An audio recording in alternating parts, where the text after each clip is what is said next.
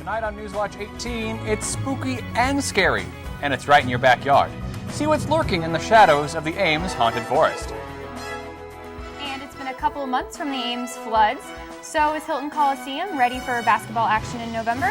We'll let you know. And yet another campus group takes the spotlight tonight on Newswatch. See how the local chapter of the American Meteorological Society is getting some national recognition. All this and more tonight on Newswatch 18.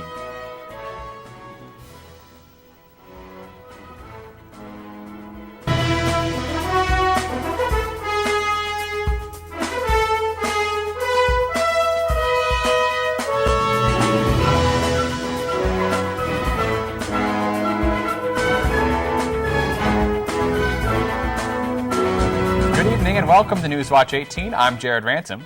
And I'm Emily Bloomquist. One Ames family makes it their mission to scare students and families from all over Iowa. ISUTV's Rachael Begle and Brandon Blue have more.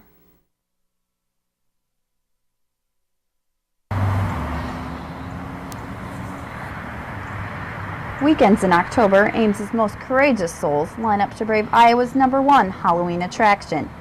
The Haunted Forest offers scare seekers a 25-minute walk, or 5-minute run, through the scariest patch of woods in city limits. Lee Ballard, co-founder of the Haunted Forest, says the secret ingredient for a good scare is people.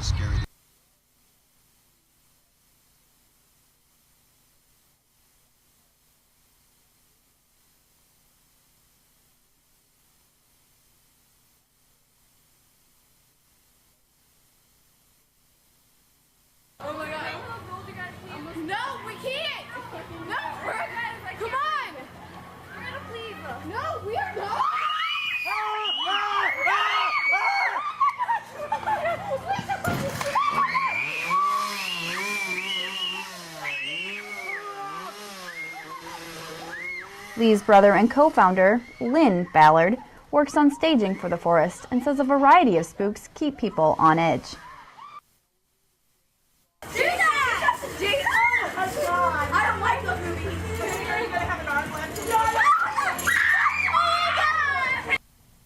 Iowa State student and Haunted Forest actor Blair Taylor Wagner has his own definition of a good scare.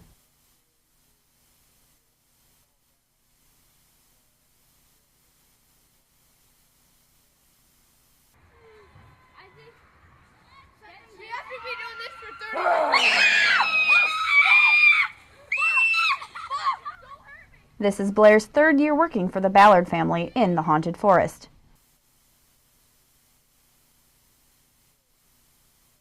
Wow.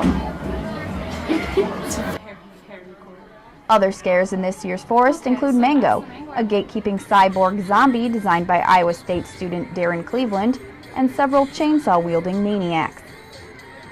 Reporting on all things spooky for ISUtv, I'm Rachael Begle with Brandon Blue. The Haunted Forest will run Friday through Sunday this week and Thursday through Sunday on Halloween weekend. Tickets go on sale and patrons can trek through the woods on these nights starting at 7 p.m.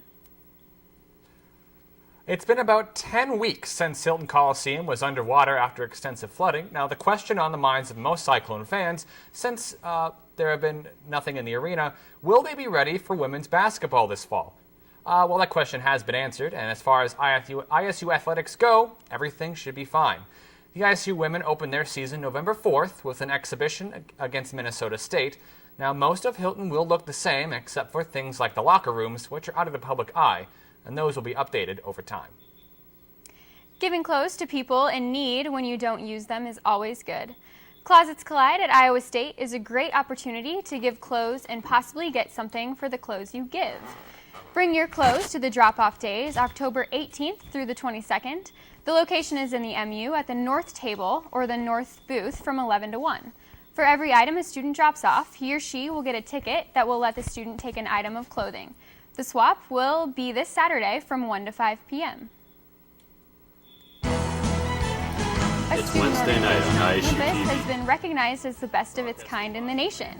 The ISU chapter of AMS, and that's short for American Meteorological Society, was named the Outstanding Student Chapter of the Year for 2009 through 2010. The club stays busy on campus with tours of local TV stations, informal dinners with meteorological faculty, and produce a show, their own news show here on ISUtv. Speaking of which, if you want to catch that show, Skies on the Skies, here on ISUtv, tune in Monday or Wednesday nights at 6:30. Now, Rachel, I heard some rumors about the rain coming up this weekend. Please tell me it's not going to last very long. Fortunately for us, it looks like it's only going to last the duration of this weekend, more so on Saturday than Sunday. But fortunately for us, we don't have a football game this weekend, so we aren't going to see any disturbances with that. But we are going to see a shift towards a more fall-like and active pattern. And we'll take a look at the day planner for tonight. By midnight, 47. Winds will be calm and chilly morning tomorrow, 9 a.m., 45 degrees. And we're going to get up to 71 here in Ames, but you do see those clouds move in for your Friday, and those will stick around for the duration of the weekend. We'll get more on the weekend forecast and what we can expect next week right after the break. All right, we'll take a look at our forecast for Iowa here. 56 degrees right now. Unfortunately, not sunny skies. The sun is starting to set a little bit earlier. Dew points down at 26 degrees, so a nice dry evening out there. And taking a look at the temperatures around the area, cooler up to the north, 55 degrees in Fort Dodge, 61 in Carroll, and 59 down in Ankeny. And looking at the whole state here, pretty much the same story. 51 up in Mason City, 63 down in Council Bluffs, and 61 over in Sioux City. Looking at the low temperatures today, chilly up to the north, 33 degrees in Mason City, 35 for Waterloo this morning, 41 down in Des Moines. And our high temperatures today, pretty decent fall day, I'd say. 55 for Mason City, 63 down in Des Moines, and 64 over in Council Bluffs. And looking at the current service map here, we're still under high pressure, which has been the same story for a couple of weeks now. High and dry for us, and that's actually going to change in the days to come, but I'll get back to that later. 60 for Minneapolis, 70 down in Kansas City, and 67 over in Rapid City. Looking at the National NextRad radar, here's an area of showers and thunderstorms. This system here is actually going to creep up to us in the next days to come, so for the first time in 20 days, we might see a little bit of rain here.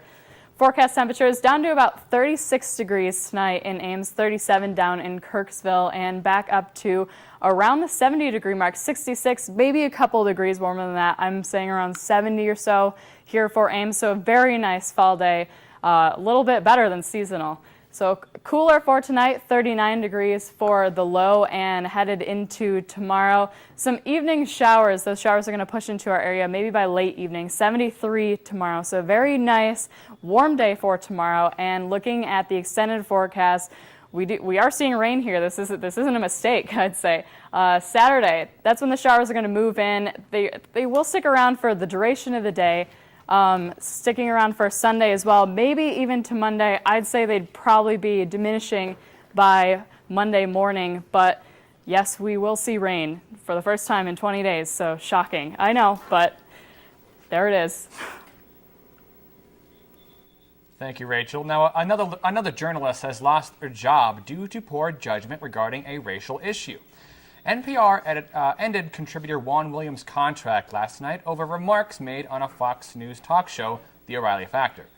Williams said, quote, "If I see people who are in Muslim garb, and I think, they are identifying themselves first and foremost as Muslims, I get worried," end quote. Williams defended himself this morning on Fox News Happening Now, claiming that, quote, "You cannot ignore what happened on 9/11, and you cannot ignore the connection to Islamic radicalism," end quote. Williams will appear on tonight's O'Reilly Factor to discuss his firing. Coming up after the break, Aaron Bauer joins us at the desk to give us an update on ISU athletics. Stay tuned. You're watching Newswatch 18. Welcome back. I'm Aaron Bauer with Newswatch Sports. The Cyclone soccer team looks to get back on the winning track this week. Iowa State is coming off a loss to Texas last Sunday, and in that game, Iowa State did outshoot Texas 15-10, but could not pull off the victory. Iowa State is on a bit of a losing streak, one might say. After opening the conference season with a 2-0 win over Kansas, the Cyclones have lost 6 straight conference games. Iowa State will try to add another tally to the win column Friday evening as they travel to battle Texas Tech. Game time is scheduled for 7:15 down in Lubbock.